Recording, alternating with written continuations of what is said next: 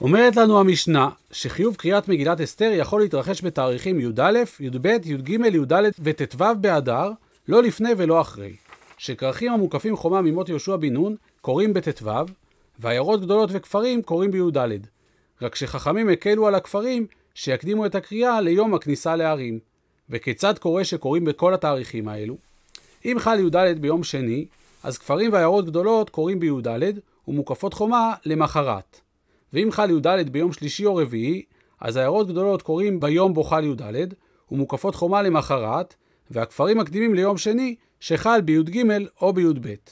ואם חל י"ד ביום חמישי, אז בו ביום קוראים הערים והכפרים, ולמחרת ביום שישי קוראים המוקפות חומה. ואם חל י"ד ביום שישי, אז כפרים קוראים ביום חמישי, והעיירות גדולות וגם מוקפות חומה קוראים ביום שישי. ואם חל י"ד ביום שבת, אז ביום חמישי יקראו הכפרים והעיירות גדולות, וביום ראשון יקראו מוקפות חומה.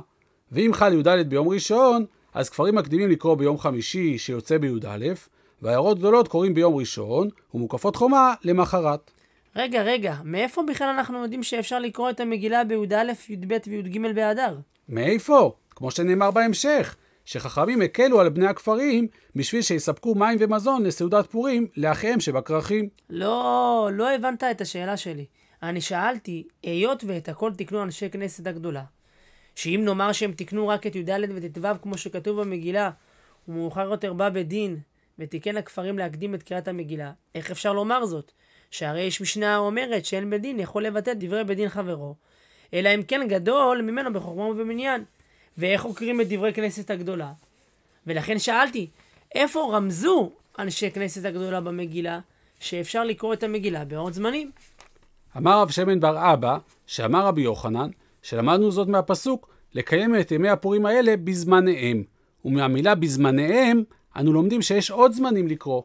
אבל קודם צריך ללמוד מפה שצריך לחגוג את פורים דווקא בזמן המפורש במגילה.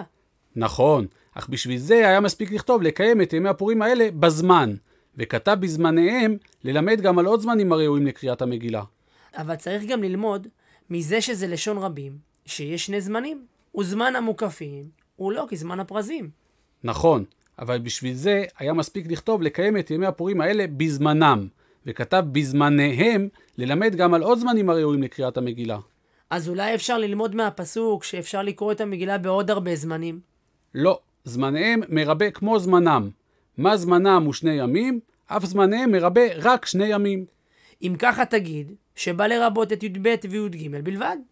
לא, כמו שאמר רב שמואל בר יצחק, שי"ג זהו הזמן שבו ניקלו בשושן ובכל שאר הערים להינקם מאויביהם, ועיקר הנס היה בו, ולכן לא צריך לרבות אותו.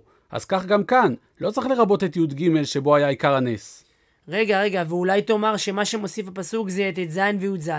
הפסוק אומר ולא יעבור, ומשמע שאי אפשר לקרוא את המגילה אחר הימים הכתובים במגילה.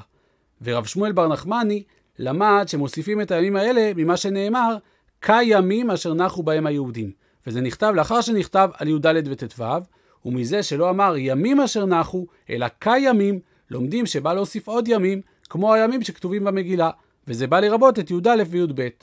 ואולי נאמר שמה שמרבה זה י"ב וי"ג?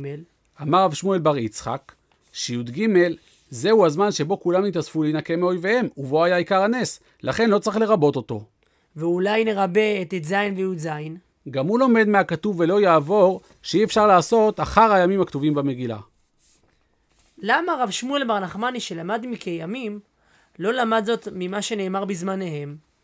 כי הוא לא סבר שהיה צריך לכתוב זמן או זמנם במקום בזמניהם, ולכן אין פה ריבוי ללמוד ממנו. אז למה רב שמן בר אבא שלמד מהמילה בזמניהם לא למד מהמילה קיימים? שהוא סבור שמה שנאמר כימים אשר נחו בהם היהודים זה בשביל להודיע לדורות הבאים שצריך לעשות דווקא את י"ד וט"ו ימי משתה ושמחה, כמו אז שם הימים שבהם נחו וחגגו. אמר רבא בר בר חנא שאמר רבי יוחנן שהמשנה שאומרת שאפשר להקדים את ימי הפורים היא כשיטת רבי עקיבא, שדורש זמנם זמניהם, שהרבה מן המשניות הסתומות הם כשיטתו. אבל חכמים חולקים עליו, ואומרים שאין קוראים את המגילה, אלא בי"ד או בט"ו. זה לא מסתדר לי, שאפשר להשיב על כך ולהקשות, שהרי יש ברייתא אומרת שרבי יהודה אומר, מתי אנחנו מקדימים לקרוא את המגילה?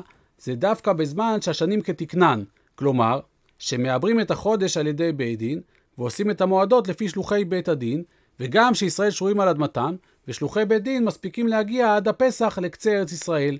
אבל בזמן הזה שישראל נפרדו, ואין השלוחים מספיקים להגיע לכולם, והואיל ועמי הארץ סופרים מקריאת המגילה 30 יום, בשביל לדעת מתי פסח חל, ולכן אין קוראים את המגילה, אלא בזמנה.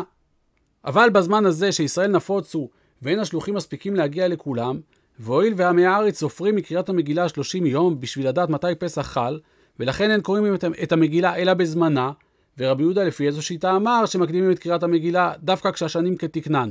אם נגיד שזה לפי רבי עקיבא, אי אפשר להגיד את זה, שהרי לפי רבי עקיבא גם כיום מקדימים את הקריאה של המגילה, כמבואר במשנה, והוא היה בזמן שכבר ישראל נפוצו. אז יוצא שרבי יהודה אומר זאת לפי חכמים, ואם כך יוצא שגם חכמים מסכימים עקרונית שאפשר להקדים את הקריאה, ולא כמו שאמר רבי יוחנן שחכמים אומרים שתמיד קוראים את המגילה בזמנה. השאלה ששאלת היא באמת שאלה טובה על רבי יוחנן. אך יש אומרים שמה שאמר רבא בר חנא בשם רבי יוחנן זה שהמשנה שלנו שמקדימה את זמני הקריאה של המגילה היא לפי דברי רבי עקיבא. החכמים אומרים שמה שהקלו להקדים את קריאת המגילה זה דווקא בזמן שהשנים כתקנן, כלומר שמעברים את החודש על פי הראייה וגם ישראל על אדמתן, וכך יגיעו שלוחי בית הדין עד לקצה ארץ ישראל עד פסח, להודיע מתי קידשו את החודש. אך בזמן הזה, הואיל ועמי הארץ סופרים מקריאת המגילה לדעת מתי פסח חל, אז אין קוראים את המגילה אלא בזמנה. וכך גם אומרת הברייתא, שרבי יהודה אומר שמה שהקלו להקדים את קריאת המגילה זה דווקא שהשנים כתקנן, ומעברים את החודש על פי הראייה, וישראל על אדמתן, ואז יגיעו שלוחי בית דין לקצה ארץ ישראל להודיע מתי קידשו את החודש, וידעו מתי פסח חל.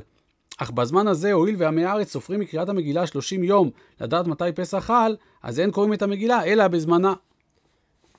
אבל לרב אשי, היה קשה דברי רבי יהודה ברייתא הזו מדברי רבי יהודה בברייתא אחרת. ומשום כך העמיד את הברייתא פה, שמי שאמר אותה זה לא רבי יהודה, אלא רבי יוסי בר יהודה.